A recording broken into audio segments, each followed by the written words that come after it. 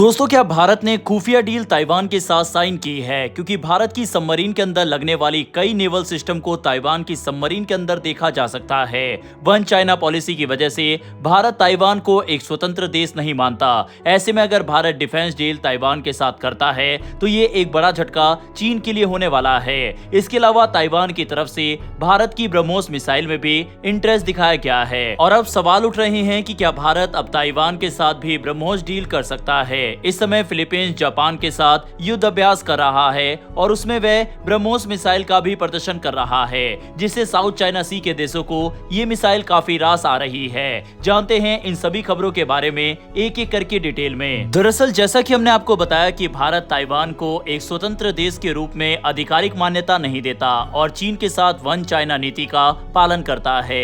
हालांकि भारत अनौपचारिक रूप से ताइवान के साथ मजबूत व्यापारिक, सांस्कृतिक और तकनीकी संबंध बनाए रखता है और दोनों देशों की राजधानियों में संपर्क कार्यालय मौजूद है। यहाँ पर सिर्फ भारत ही नहीं बल्कि दुनिया के 95% से ज्यादा देश ताइवान को स्वतंत्र देश नहीं मानते। केवल 12 ही ऐसे देश हैं जो ताइवान को आधिकारिक मान्यता देते हैं और इनमें कोई बड़ा देश नहीं है। ऐसे में ताइवान से कोई भी खबर निकलकर सामने आती है तो चीन के कान खड़े हो जाते हैं और एक बार फिर से ऐसा ही होता हुआ दिखाई दे रहा है। पिछले कुछ दिनों से एक खबर काफी चर्चा में है। दावा किया जा रहा है कि भारत की सोनार टेक्नोलॉजी या उससे जुड़े कुछ नेवल सिस्टम ताइवान के स्वदेशी पनडुब्बी यानी सबमरीन प्रोग्राम तक पहुंच गए हैं। अगर ये सच होता है तो इसे इंडो पैसिफिक क्षेत्र की एक बड़ी रणनीतिक घटना माना जाएगा।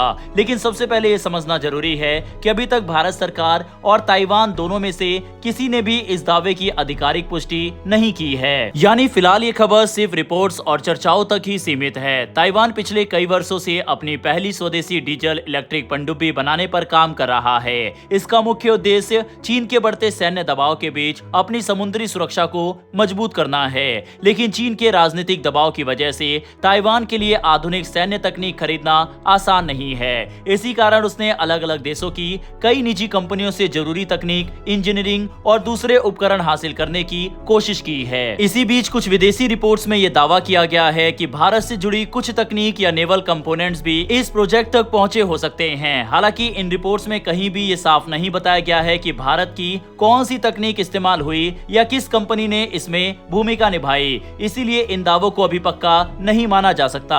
अगर भारत की नेवल टेक्नोलॉजी की बात करें तो पिछले 3 दशकों में डीआरडीओ ने कई आधुनिक सोनार सिस्टम विकसित किए हैं। इनमें USHUS सोनार पनडुब्बियों के लिए बनाया गया है, जबकि HUMSA सिस्टम भारतीय नौसेना के युद्धपोतों में इस्तेमाल होता है। इन स्वदेशी सिस्टम की वजह से भारत की विदेशी तकनीक पर निर्भरता काफी कम हुई है और भारतीय नौसेना की ताकत भी बढ़ी है। कुछ रक्षा विशेषज्ञों का मानना है कि अगर भविष्य में भारत की कोई तकनीक ताइवान तक पहुंचती भी है तो वह सीधे सैन्य सोनार सिस्टम नहीं होगी। इसकी बजाय कुछ कमर्शियल कंपोनेंट्स, इंजीनियरिंग सेवाएं या डुअल यूज टेक्नोलॉजी हो सकती है। यानी ऐसी तकनीक जिसका इस्तेमाल नागरिक और सैन्य दोनों क्षेत्रों में किया जा सकता है। यहाँ एक और महत्वपूर्ण बात समझनी जरूरी है। भारत संवेदनशील रक्षा तकनीक के निर्यात पर कड़े नियम लागू करता है। इसके तहत किसी भी रणनीतिक या सैन्य तकनीक को दूसरे देश भेजने से पहले सरकार की मंजूरी जरूरी होती है। इसीलिए बिना आधिकारिक अनुमति के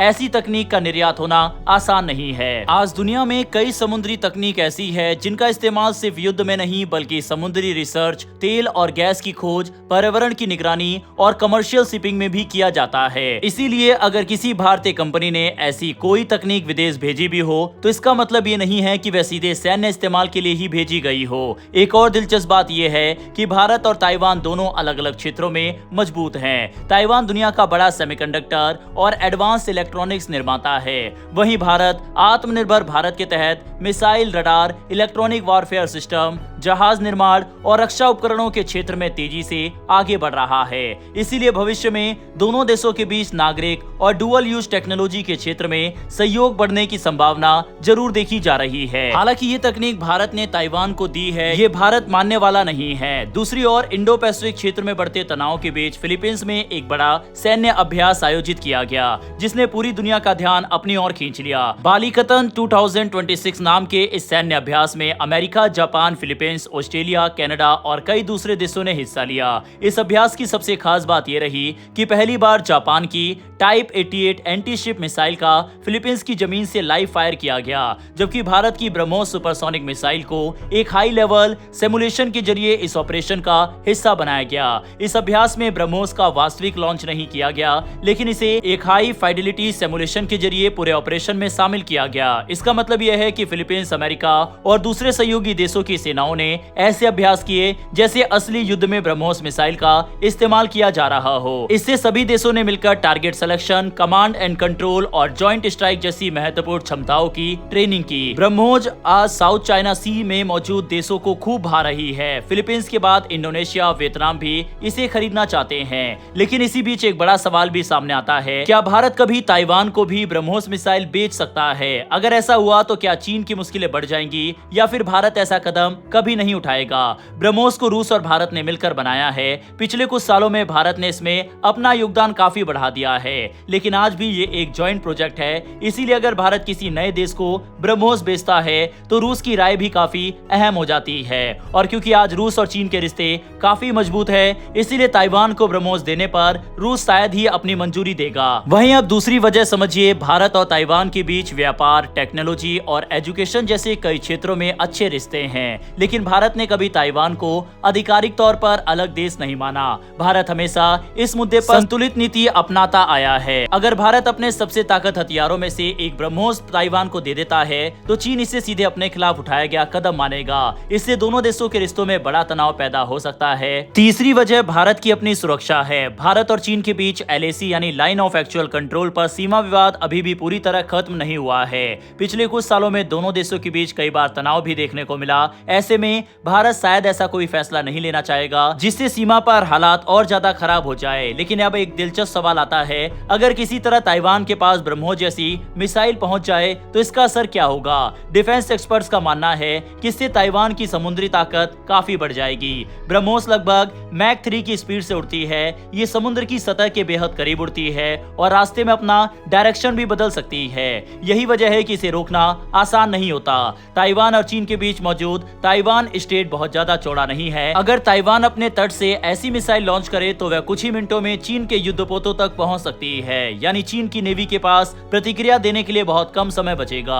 किसी भी युद्ध में कुछ मिनटों का फर्क भी बहुत बड़ा साबित हो सकता है। इतना ही नहीं, ब्रह्मोस जैसी मिसाइल मोबाइल लॉन्चर से भी चलाई जा सकती है। यानी मिसाइल लॉन्च करने वाला वाहन अपनी जगह बार बार बदल सकता है। इससे दुश्मन के लिए उसे ढूंढना और नष्ट करना काफी मुश्किल हो जाता है। ताइवान का पहाड़ी इलाका भी ऐसे मोबाइल लॉन्चर्स के लिए काफी फायदेमंद माना जाता है।